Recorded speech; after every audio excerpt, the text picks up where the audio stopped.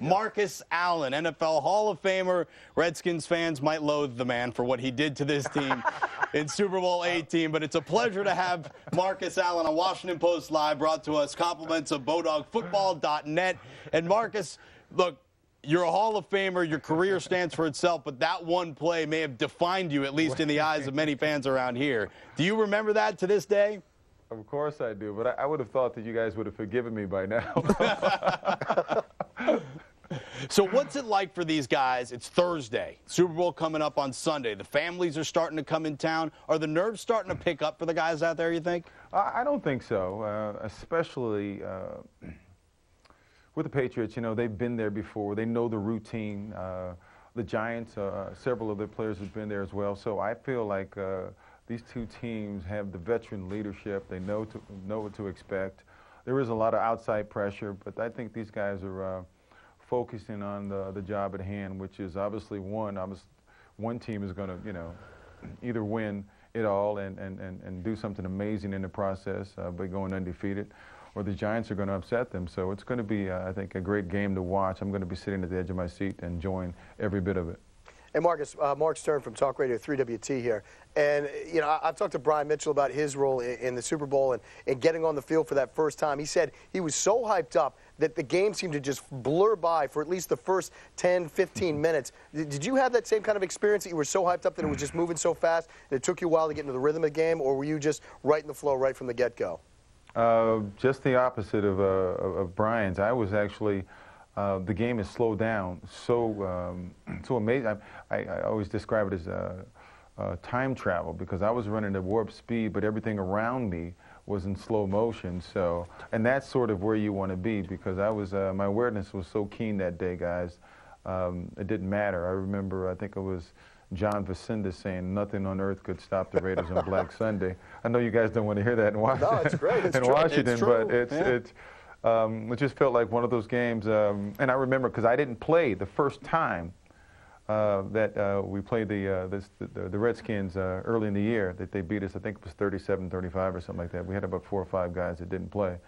And so I don't think they really knew what to expect. And clearly, there were some things, there were some things actually said before the game that I took offense to and stuff. I won't point out the player who said it, but that motivated me even more, though. Hey, Marcus, Jason Lockenfora from the Washington Post here.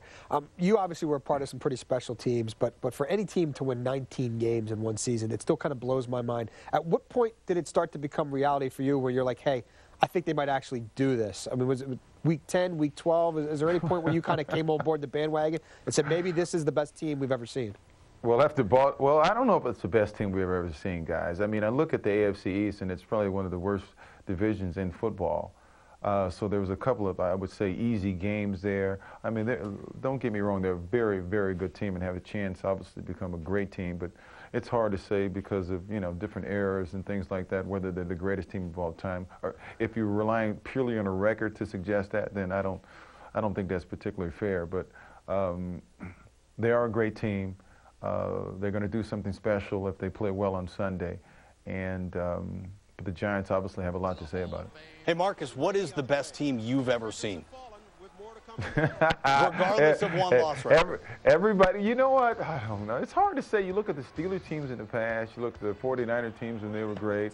And I even feel today that, you know, my team in '84, our team in '84 would have beaten the Patriots. You know, we had 2 of the best corners in the game that ever played the game, Mike Haynes and Lester Hayes. Yeah. We could run the ball, we could throw the ball, we can do virtually anything. And we had great players on defense, you know, several of which are on the Hall of Fame. So, you know, we had quite a team. You know, we lost 4 games because we just screwed up. We just didn't play well, or we weren't ready to play. But we could have gone undefeated, too. Well, Marcus, one of the other things that's being talked about this week is obviously the ranking of Tom Brady in the all-time list, and a lot of people want to put him on the top of that list. But you played ball. Granted, it was at the end of your guys' careers, but with not Tony Montana from Scarface, Joe Montana. With Joe Montana, who I still think you got to stay out of Blockbuster, man. But with Joe Montana, who I still think is the top of that list. I mean, 4 Super Bowls, no picks. I mean, that guy seemed to win games every single time the game was on the line. Where did Joe and Tom rank for you on the all-time list?